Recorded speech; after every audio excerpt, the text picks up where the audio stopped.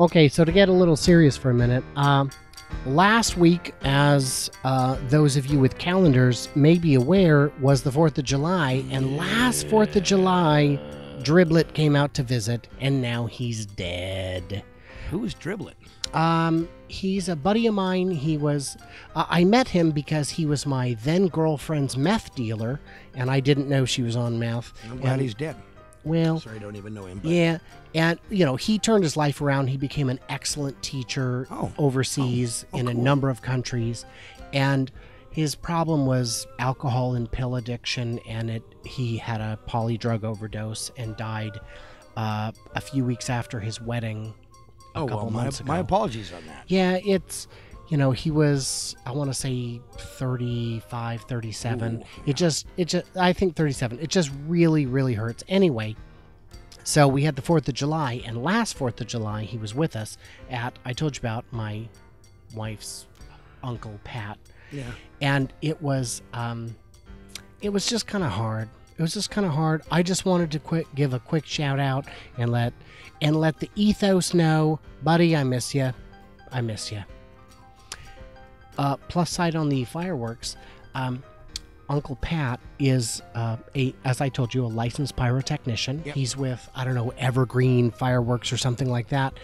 And one thing he gets is the duds throughout the year. So if a fuse blows, he gets to take the mortar home. So this year, for the private fireworks show, which was viewed by, I'm going to say, 100 people around this tiny little lake, he had 6-inch mortars. A 6-inch mortar, for perspective, is what Ivers uses in their Seattle fireworks shows. Yeah. So he does this show, and it goes up. 6-inch mortar is like... It's massive. Yeah.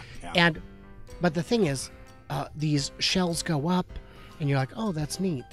But the thing is, the show kept getting higher and higher and higher. And the 6-inch shells, those have got to be beyond a quarter mile up. Yeah. And even though the barge, we're 200 feet up the bank and the barge is 100 feet out in the water, the cinders were still raining down on us.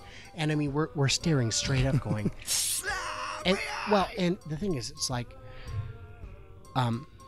every fireworks show I have seen since I've gone to Pat's on the 4th has been measured by it.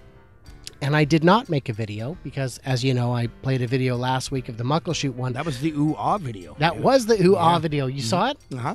And the... and the driving out? Was that you? Was that driving out? That was driving out. That was like leaving a goddamn concert, man. I had to speed it up so that you couldn't get explicit directions to my house. Yeah. But I still don't even know how I got here.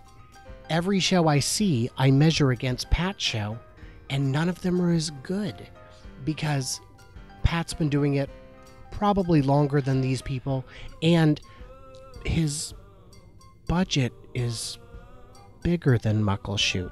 He's paying wholesale, but Muckleshoot just wants a good show, and Pat wants to knock our socks off. Yeah. Muckleshoot also wants to watch kids blow their hands off, which happened this 4th of July. Did it really? Oh, yeah. Well, 2 of them. Sorry. Shoplifting is wrong. That's why they only give a 3-finger discount. Ooh. Okay, can we stick on the 4th of July for a second? I live in the wonderful town of Auburn, Washington. Never heard of it. Yeah, look it up on your map. It's just outside of Seattle, about 30 miles in between Seattle and Tacoma. We have a little thing here called a law called if it goes up or blows up, it's illegal in Auburn, Washington. I don't mind fireworks so much, but all erections are banned by that law too. Am I thinking of something else? Oh, that's something else, baby. Oh, yeah. So, 2 doors down, the wonderful people that really can't afford to feed themselves, clothe themselves, or do right for their child are outside at 10:30 at night blowing mortars up in the sky. The boom, boom, nice and sparkly. I mean, beautiful, but... So, I went in my backyard and yelled, "Hey, it's 10:30 at night! Knock it off!" And so I hear the lady of the house go, "Sorry." But no, it went on for another half an hour. Sorry my ass. Well, sorry. She was sorry. Her boyfriend, her drunk-ass boyfriend. So this is a true story. I might have to put it up on the screen. Okay. This week in Iowa, The police came out, found a drunk man lighting off fireworks, and they're like, you know what? Give us the fireworks. Go inside. We'll call it a night. And he's like, okay. And the cops go out to the car. They start writing a report, and they see him walking outside. So they walk over to him, and he has fireworks and a lighter. And they're like, what are you doing? You can't do that. And he's like, yes, I can. And they said, we would like you to submit to a breathalyzer test. And he said, I will submit to a go fuck yourself test. And they're like, and this is the best. They're like, all right, you have what we'd like to call the right to remain silent. And the best part is the story concludes with, he was taken into custody without incident. What?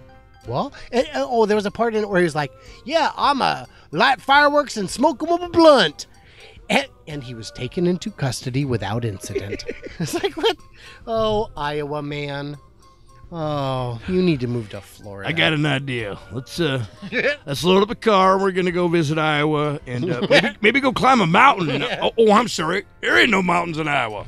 We'll go to South Dakota or the North. I don't remember it's Dakota, and climb Mount McKinley more. Yeah, watch out. Climb Mount Macklemore. Mount Budweiser's gonna blow. Sir, that's Mount Rainier. No, Budweiser is now called America. Yeah, and it's made in China, owned by a Chinese company. Oh, no. Budweiser, no, it's actually better than that. Budweiser bought half of Tsingtao. You can't buy more than 49% of a Chinese company. So who is it? Anheuser-Busch owns most of Tsingtao. And so because of the way the paperwork worked, Tsingtao now owns part of Budweiser. It's fine. The beer is not going to get shittier. It cannot and still qualify as beer, I assure you, on account of, go camping, get lost, drink your own piss. Welcome to Budweiser world. I'm just saying. So, that's my segment on Missing Joey. Oh, man. I shouldn't come here anymore because we just go off on tangents.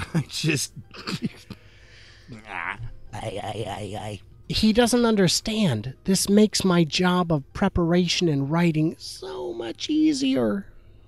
I'm trying.